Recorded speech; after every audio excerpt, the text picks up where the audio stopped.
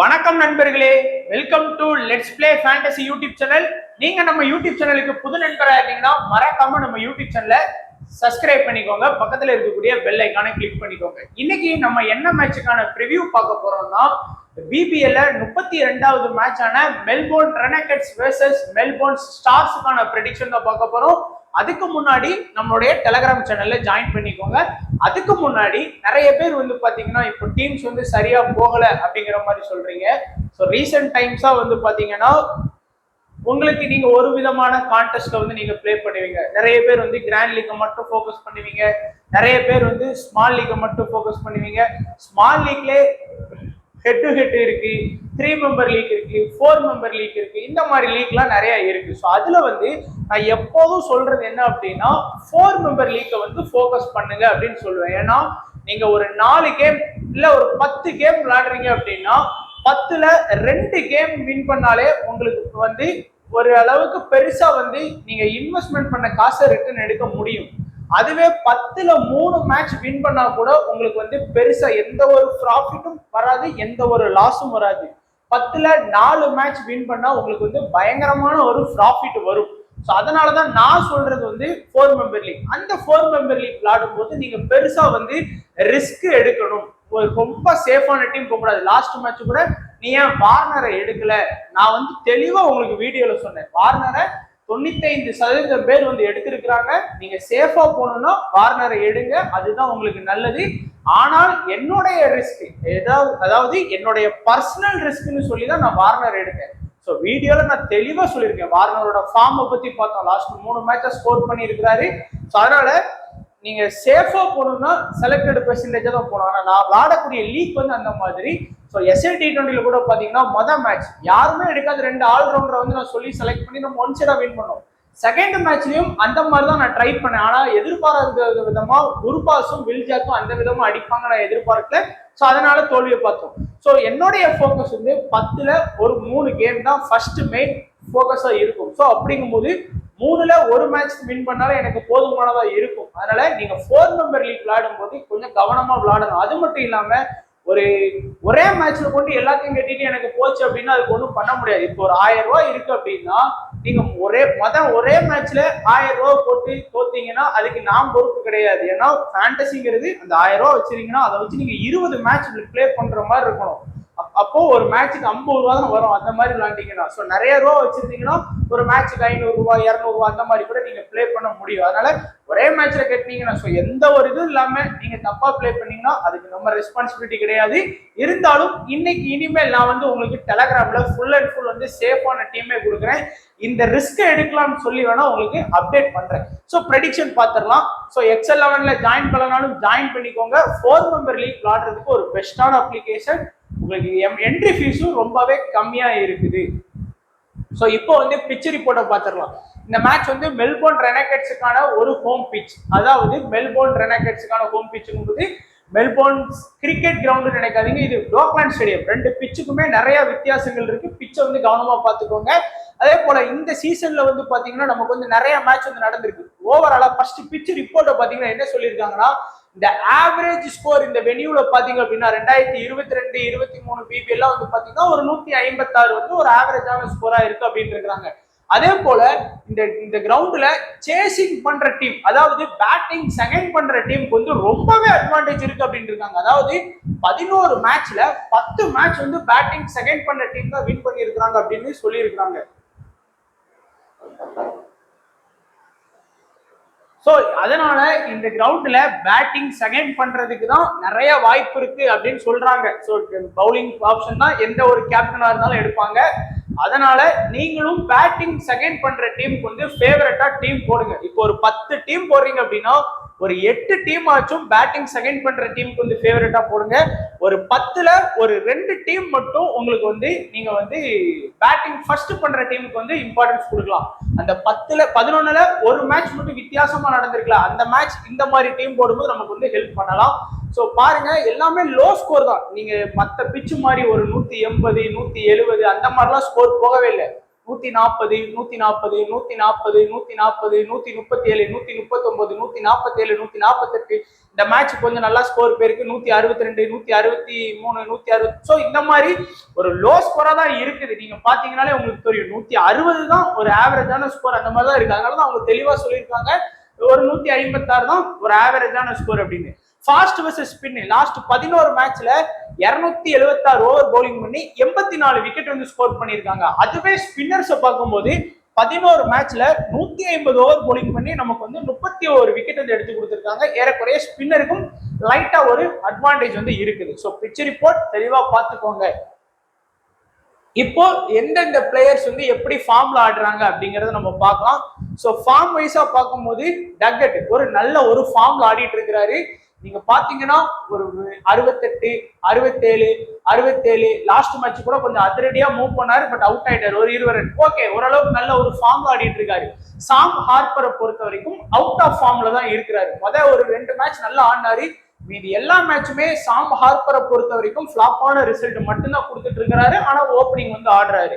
அடுத்து ஸ்டோய்னிஸ் ஏதாச்சும் ஒரு இது ஒன்னு பேட்டிங்ல பாயிண்ட் வாங்கி கொடுப்பாரு, இல்ல பவுலிங்ல பாயிண்ட் வாங்கி கொடுப்பாரு. நமக்கு தேவை பாயிண்ட், அது எதுல இருந்து வந்தா என்ன. இந்த மேட்ச் பாருங்க, பேட்டிங்ல கிடைக்கல ஆனா 2 விக்கெட் எடுத்தாரு. இந்த மேட்ச் பாருங்க, பவுலிங்ல கிடைக்கல ஆனா பேட்டிங்ல எடுத்து கொடுத்தாரு. இந்த மேட்ச் பவுலிங்ல கிடைக்கல, பேட்டிங்ல எடுத்து கொடுக்குறாரு அப்படின்னு சொல்லி எதையாச்சும் ஒண்ணுல பாயிண்ட் வாங்கி கொடுக்கறதுனால ஒரு நல்ல ஃபார்ம்ல இருக்கிறாரு. டான் லாரன்ஸ் மேட்ச் மட்டும் நல்ல ஒரு ஃபார்ம்ல செம்மையா ஆனாரு, 64 ரன் பிளஸ் ஒரு விக்கெட் எடுத்தாரு. அடுத்த 2 மேட்சுமே ஃபார்ம் அவுட்ல தான் இருக்கிறாரு. அது மட்டும் இல்லாம அவருக்கான பவுலிங் ஆப்ஷன் அப்படிங்கிறது ரொம்ப கேள்விக்குறியா இருக்குது. ஏன்னா நிறைய பவுலிங் ஆப்ஷன் இந்த டீம்ல வந்து இருக்கிறதுனால. அண்ட் மேக்ஸ்வெல், நான் சொன்னேன் மேக்ஸ்வெல்ல நம்பவே முடியாது, எப்போ அடிப்பார் எப்படி அடிப்பாருன்னு நமக்கு தெரியாது. அதனால லாஸ்ட் மேட்ச்லாம் எடுத்துட்டேன், 58 ரன் ஸ்கோர் பண்ணிட்டாரு. அது போக மேக்ஸ்வெல் நல்லா கவனமா பார்த்தவங்க பாத்தீங்கன்னா ஒரு மேட்சுக்கு குறையாம 2ல இருந்து 3 கேட்ச் பிடிச்சு போட்டிருக்காரு. ஃபீல்டிங்கை வச்சு அவர் வந்து ஒரு 20 பிளஸ் பாயிண்ட் வாங்கி கொடுக்குறாரு, 24 பாயிண்ட்லாம் வாங்கி கொடுத்தாரு. அதனால நீங்க மேட்ச் போய் செக் பண்ணி பாருங்க, லாஸ்ட் 2 மேட்ச்ல மேக்ஸ்வெல் எவ்வளவு கேட்ச் பிடிச்சிருக்காரு அப்படிங்கறத. அண்ட் வெப்ஸ்டர் வந்து 1 டவுன் வர்றாரு, சரிங்களா, 1 டவுன் வர்றாரு, பிளஸ் நல்ல ஒரு ஃபார்ம் ஆடிட்டு இருக்கிறாரு. இந்த மேட்ச் நல்லா ஆடி கொடுத்தாரு. இந்த மேட்ச் அதுக்கப்புறம் இந்தியா டெஸ்ட் வேற கொஞ்சம் போய் ஒரு மேட்ச் வந்து ஆடினாரு, கொஞ்சம் நல்ல ஒரு ஃபார்ம்ல இருக்கிறாரு. கார்பரேட் பெருசா கிடையாது, அவர் எப்பவுமே அந்த ஒரு 20 to 30 ரன்னுக்குள்ள அடிச்சு கொடுக்கக்கூடிய ஒரு பிளேயர். ஏன்னா பேட்டிங் ஆர்டர் வந்து ரொம்ப கீழே வருவாரு, கடைசி ஒரு 2 ஓவர் பேட்டிங் கிடைக்கிற மாதிரி தான் உள்ள வர்றாரு. ஜோயல் பாரிஸ் ஒரு 3 மேட்ச் நல்லா விக்கெட் ஸ்கோர் பண்ணாரு. லாஸ்ட் மேட்ச் வந்து 2 ஓவர் தான் பவுல் பண்ணாரு. ரீசன் நிறைய பவுலிங் ஆப்ஷன் அவங்களுக்கு இருக்கு, 7 பேர் கிட்ட டீம்ல பவுல் பண்றதுனால அவர் பெருசா பவுல் பண்ணல. ஷிகிடி ஒரு நல்ல ஒரு ஃபார்ம் மெயின்டைன் பண்றாரு, 3 ஓவர் பவுலிங் பண்ணி last match wicket. Usama Mir விளாண்ட எல்லா மேட்சுமே விக்கெட் எடுத்து கொடுக்கக்கூடிய ஒரு பவுலர், கம்ப்ளீட்டா 4 ஓவர் பவுல் பண்ணுவாரு. ரீசன் அவர் தான் அந்த டீம்ல ஒரு மெயின் ஸ்பின்னரா இருக்கிறாரு. பீட்டர் ஷிடில் எல்லா மேட்சுமே பாருங்க, ஆல்மோஸ்ட் அவர் விளாண்ட எல்லா மேட்சுமே விக்கெட் எடுத்து கொடுத்த ஒரு பவுலரா தான் இருக்கிறாரு. ஸோ இந்த டீம்ல ஃபார்ம் வைஸா பாத்தீங்க அப்படின்னா டேக்கெட் ஒரு நல்ல ஒரு ஃபார்ம்ல இருக்கிறாரு, ஸ்டோய்னிஸ் ஒரு நல்ல ஃபார்ம்ல இருக்கிறாரு, அடுத்து வெப்ஸ்டர் ஒரு நல்ல ஃபார்ம்ல இருக்கிறாரு, ஸ்டிகிட்டி ஒரு நல்ல ஃபார்ம்ல இருக்கிறாரு, ஒசமா மிர்ரு, அதுக்கப்புறம் பீட்டர் ஷிடில். இந்த 3 4 5 6 பிளேயர்ஸ் கிட்ட நல்ல ஒரு ஃபார்ம்ல ஆடிட்டு இருக்கிறாங்க. மேட்சோட ஏன் நான் ஃபார்ம்ல இல்லை அப்படின்னு சொன்னேன்னா, இந்த ஒரு மேட்ச் தவிர்த்து மீதி நிறைய மேட்ச் வந்து அவர் வந்து ஃபிளாப்பான ரிசல்ட் மட்டும் தான் எடுத்து கொடுத்தாரு. அதனாலதான் நான் சொல்றேன். இருந்தாலும் மேக்ஸ்வெல் பிராண்டட் நேம், அதனால அவரை ட்ரை பண்ணி தான் ஆகணும். அதுக்கப்புறம் ரெனகட்ஸை பொறுத்த வரைக்கும் லாஸ்ட் மேட்ச்ல ஹாரிஸ் உள்ள வந்தாரு, ஓரளவுக்கு ஒரு 21 ரன் ஸ்கோர் பண்ணாரு. சைஃபட் ஒரு 3 மேட்ச் சைஃபட்டும் கடைசி 4 மேட்ச் சைஃபட்டையும் நீங்க வந்து கம்பேர் பண்ணி பாருங்க, எவ்வளவு ஃபார்ம் அவுட்ல இருக்காரு.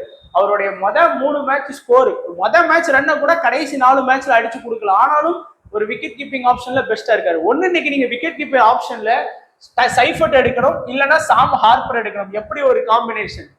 எல்லாருமே வந்து சைஃபட்டை தான் ஃபோக்கஸ் பண்றாங்க. ஸோ சேஃபா போறவங்க சைஃபட்டை ஃபோக்கஸ் பண்ணுங்கன்னா அவரும் வந்து தொடர்ந்து எல்லா மேட்சும் ஃபிளாப்பு, இவரும் தொடர்ந்து எல்லா மேட்சுமே flop. So flop versus flop wicket keeping ஆப்ஷன்ல பார்க்க போறோம். அடுத்து ஜாக் ஃப்ரெஷர். இந்த சீசன்ல நான் நிறைய மேட்ச் ஏமாந்ததுக்கு காரணம் ஜாக் ஃப்ரெஷர்னு கூட சொல்லலாம். அடிப்பார்னு பாக்குறேன், ஒரு மேட்ச் கூட அடிக்கல. அவரோட ஹையஸ்ட் ஸ்கோரே மேட்ச் ஒரு 21, அடுத்து ஒரு 26. மீதி எல்லா மேட்சுமே நிறைய மேட்ச் சிங்கிள் டிஜிட். இந்த மேட்ச் சிங்கிள் டிஜிட், இந்த மேட்ச் சிங்கிள் டிஜிட், 4 மேட்ச் வந்து சிங்கிள் டிஜிட்ல ஸ்கோர் பண்ணி கொடுத்திருக்கிறாரு. அப்போ எவ்வளவு பெரிய பிளேயரா இருந்திருப்பாரு. ஸோ இவரை நம்பி நிறைய மேட்ச் ஏமாந்துருக்கும். அதுக்கு பெத்தேல் கூட பரவாயில்ல, ஏன்னா பெத்தேல் வந்து இந்த டீமோட 6th ஆப்ஷன்ல நல்ல ஒரு ஃபார்ம்ல தான் ஆடுறாரு. இந்த மேட்ச் ஒரு 49, ஒரு 21, ஒரு 30ன்னு சொல்லி கம்பேர் டு ஜாக் ஃப்ரெஷர் நல்ல ஒரு ஃபார்ம்ல ஆடிட்டு இருக்கிறாரு.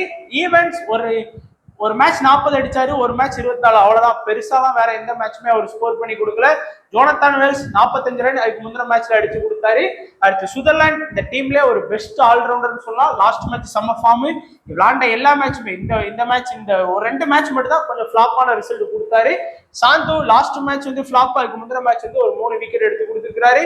டாம் ரோஜர்ஸ் இந்த டீம்ல ஒரு பெஸ்ட் பிளேயர், விளையாண்ட எல்லா மேட்சுமே விக்கெட் எடுத்து கொடுத்ததுன்னா அது அவர் ஒருத்தர் தான். ரிச்சர்ட்சன் போன வருஷம் மாதிரிலாம் இருந்த ரிச்சர்ட்சன் இல்ல, பெருசாலாம் பவுலிங் பண்ணல, அதிகபட்சம் ஒரு மேட்சுக்கு ஒரு விக்கெட் அந்த மாதிரி தான் எடுத்து கொடுக்குறாரு. சாம்பா எப்பவும் போல என்னதான் ஸ்பின்னுக்கு சப்போர்ட் இல்லை அப்படின்னு சொன்ன பெர்த் கிரவுண்ட்ல 3 விக்கெட் எடுத்த பிளேயர், அது ஞாபகம் வச்சுக்கோங்க. ஸோ இந்த டீம்ல வந்து ஃபார்ம் அப்படின்னு பாத்தீங்கன்னா எனக்கு தெரிஞ்சு ஜேக்கப் பெத்தேலு, சைஃபர்ட்லாம் இப்போ அவுட் ஆஃப் ஃபார்ம்ல தான் இருக்கிறாரு. சுதர்லாந்து, ரோஜரு, ஜாம்பா, ஸோ 1 2 3 4 பிளேயர்ஸ் தான் நல்ல ஃபார்ம்ல வந்து ஆடிட்டு இருக்கிறாங்க.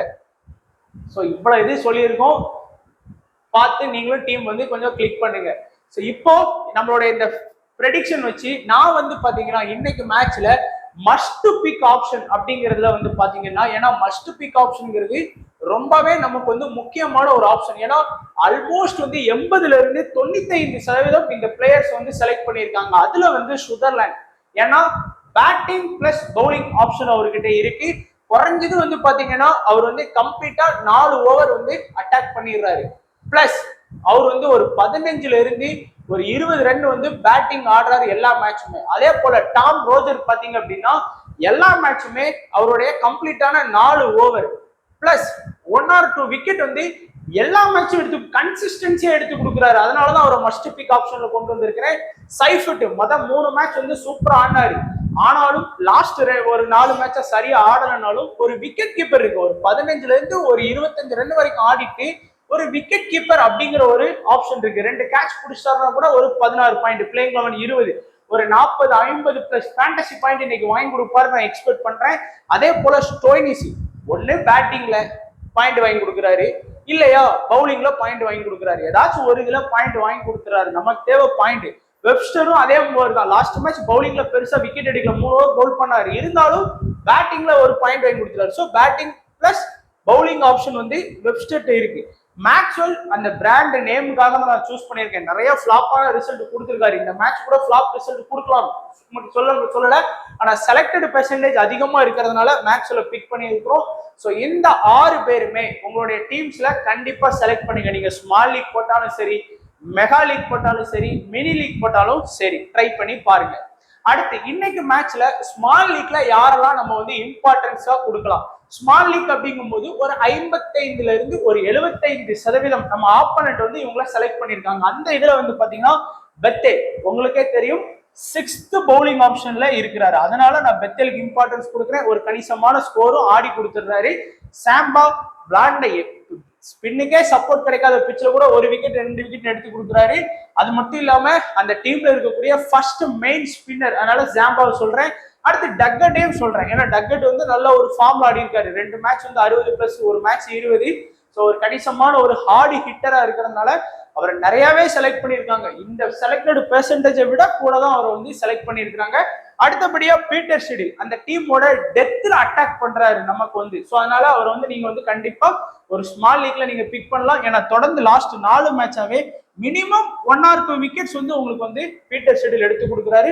ஒசமா மிர் அந்த டீமோட ஃபர்ஸ்ட் மெயின் ஸ்பின்னர், இம்பார்ட்டன்ட் அவர் வந்து கம்ப்ளீட்டா அவருடைய 4 ஓவரை பவுல் பண்ணிடுறாரு. அது ஒரு பிளஸ்.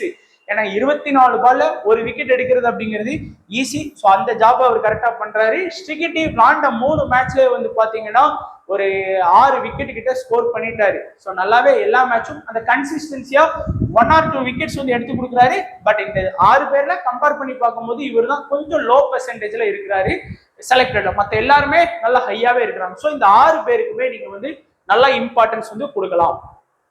இதுதான் முக்கியமான பேஜ் நம்மளுடைய ட்ரம்ப் கார்டு. நீங்க இப்போ ஒரு மல்டிபிள் கிராண்ட் லீக்ஸ்ல டீம் ட்ரை பண்றீங்க அப்படின்னா ஒரு 10 பிளேயரை சேஃபா போட்டுட்டு அந்த 11வது பிளேயரா இந்த ட்ரம்ப் கார்டு பிக்கை வந்து நீங்க யூஸ் பண்ணி பார்க்கலாம். ஒரு ஸ்மால் லீக் போடுறீங்க அப்படின்னாலும் ஒரு 10 பிளேயரை சேஃபா போட்டுட்டு அந்த 11வது பிளேயரா உங்களுடைய ட்ரம்ப் கார்டு வேணும்னா ஜாக் ஃப்ரெஷர்.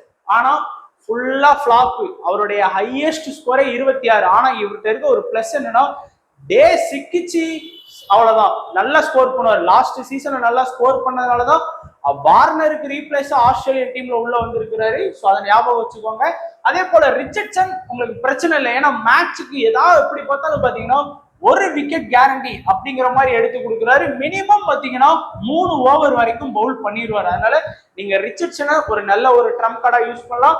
அதே போல சாந்துவே வந்து பாத்தீங்கன்னா ஒரு விக்கெட் நீங்க எதிர்பார்க்கலாம், பிளஸ் 3 ஓவர் வரைக்கும் அவர் வந்து பவுல் பண்ணுவார். அதையும் நீங்க வந்து போக்கஸ் பண்ணலாம். ஸோ ஒரு நல்ல ட்ரம்ப் கார்டா ரெனகட்ஸ்ல பாத்தீங்கன்னா மெல்போர்ன் ரெனகட்ஸ் டீம்ல ஜாக் ஃப்ரெஷர், கேன் ரிச்சர்ட்சன், சாந்து இந்த 3 பேரையும் பார்க்கலாம். அதே இது நீங்க மெல்போர்ன் ஸ்டார்ஸ்ல ட்ரம்ப் கார்டு பாத்தீங்கன்னா சாம் ஹார்பர். இன்னைக்கு எல்லாருமே வந்து விக்கெட் கீப்பர் ஆப்ஷன் அப்படிங்கும் போது டிம் சைஃபர்ட்டை தான் 85% பேர் செலக்ட் பண்ணியிருக்காங்க. ஒருவேளை ஏன்னா சைஃபர்ட்டும் ஃபிளாப், இவரும் ஃபிளாப்பான ரிசல்ட் தான் கொடுக்காங்க. அப்படிங்கும் போது யாரு செகண்ட் பேட்டிங் பண்றாங்கன்னு பாருங்க. ஏன்னா பிச் என்ன சொல்லியிருக்கு, செகண்ட் பேட்டிங் பண்ற டீம் வின் பண்ணும் அப்படின்னு சொல்லியிருக்கு. ஒருவேளை மெல்போர்ன் ஸ்டார்ஸ் வந்து செகண்ட் பேட்டிங் பண்ணாங்க அப்படின்னா உங்களுடைய ட்ரம்ப் கார்டா சைஃபர்ட்டுக்கு பதிலா நீங்க ட்ரை பண்ணலாம்.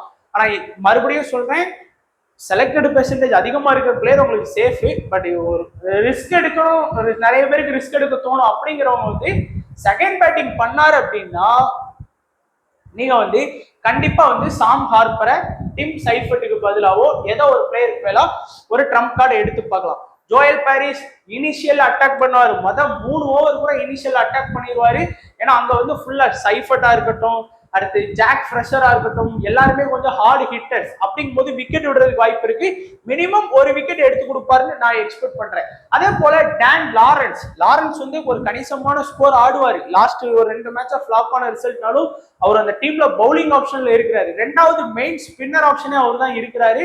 பட் பவுலிங் அதிகபட்சம் பாத்தீங்கன்னா 1 or 2 ஓவர் வரைக்கும் பவுல் பண்றதுக்கு வாய்ப்பு இருக்கும். பேட்டிங்ல ஒரு 25+ ரன் அடிச்சு கொடுத்தா கூட அது ஒரு நல்ல ஒரு யூஸ்ஃபுல்லா இருக்கும்.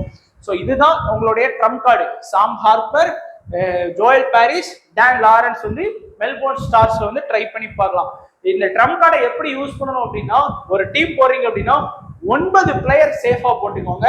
10வது பிளேயரா இந்த டீம்ல இருந்து ஒருத்தரையும் 11வது பிளேயரா இங்க இருந்து எடுக்கலாம். இல்ல 10 பிளேயர் சேஃபா போட்டுட்டு இந்த 6 பேர்ல ஒருத்தரை ட்ரம்ப் கார்டா நீங்க வந்து யூஸ் பண்ணி பார்க்கலாம். ஸோ இப்போ நம்மளுடைய கடைசி ஸ்மால் லீக் பிளே பண்றவங்களுக்கான ஒரு சேஃபான டீம் அப்படின்னு பாத்தீங்கன்னா மஸ்ட் பிக் ஆப்ஷன்ல இருக்கக்கூடிய சைஃபர்ட், ஸ்டோய்னிஸ், சுதர்லாண்ட், மேக்ஸ்வெல், அதுக்கப்புறம் வந்து வெப்ஸ்டர், அடுத்து டாம் ரோஜர்ஸ். ஸோ 1 2 3 4 5 6 நம்மளுடைய 6 மஸ்ட் பிக் எடுத்தாச்சு. ஸ்மால் லீக்ல பார்த்த எல்லா பிளேயர்ஸும் எடுத்திருக்கேன். டக்கெட்டு, ஜாக்கப் பெத்தேல், பீட்டர் ஷெடில், ஜாம்பா, ஸ்டிகிட்டி. உங்களுக்கு நான் எப்பவும் சொன்னது போல இந்த ஒரு 11 பிளேயர்ல யாரையாச்சும் ஒருத்தர் உங்களுக்கு ஃபிளாப் ஆவாங்க அப்படின்னு தோணுச்சுன்னா அவங்களுக்கு பதிலா உங்களுடைய ட்ரம்ப் கார்டுல சொன்ன 6 பிளேயர்ஸ் வந்து ட்ரை பண்ணலாம். சாம் ஹார்பர் உங்களுக்கு விருப்பம் இருந்தா ட்ரை பண்ணி பார்க்கலாம், குறிப்பா செகண்ட் பேட்டிங். அதே போல ஜோயல் பாரிஸ் ஃபர்ஸ்ட்ல பவுல் பண்றாருன்னா நீங்க வந்து ஸ்டிகிட்டிக்கு பதிலாக கூட ஜோயல் பாரிஸை உள்ள கொண்டு வரலாம், இல்ல ஒசாமா மிர்ரை கூட கொண்டு வரலாம். அது உங்களுடைய விருப்பம். கேப்டன் வைஸ் கேப்டன் நல்ல ஆப்ஷன் இருக்கு உங்களுக்கு. ஸ்டோய்னிஸ் வந்து best captain vice captain, Sutherland வந்து best captain vice captain, Webster வந்து பெஸ்ட் கேப்டன் வைஸ் கேப்டன். இந்த 3 பேரையுமே ஸ்மால் லீக்ல நீங்க கேப்டன் வைஸ் கேப்டனுக்கு ஃபோக்கஸ் பண்ணா போதுமானது. அதுதான் எல்லா ஆப்போனன்ட்டுமே ட்ரை பண்ணுவாங்க. ஸோ வீடியோ கண்டிப்பா பிடிச்சிருக்குன்னு நினைக்கிறேன். அதிகபட்சம் இந்த வீடியோ நல்லா இருக்குன்னு நினைச்சீங்கன்னா லைக் பண்ணி உங்களுடைய சப்போர்ட்டை தெரிவிங்க. வீடியோ பத்தியான கருத்துக்களை கமெண்ட் செக்ஷன்ல சொல்லுங்க. உங்களுடைய நண்பர்கள் ஃபேண்டசி விளையாண்டாங்கன்னா அவங்களுக்கும் ஷேர் பண்ணுங்க. வீடியோ பார்த்த எல்லா நண்பர்களுக்கும் நன்றி, வணக்கம். தேங்க்ஸ் ஃபார் வாட்சிங் நண்பா.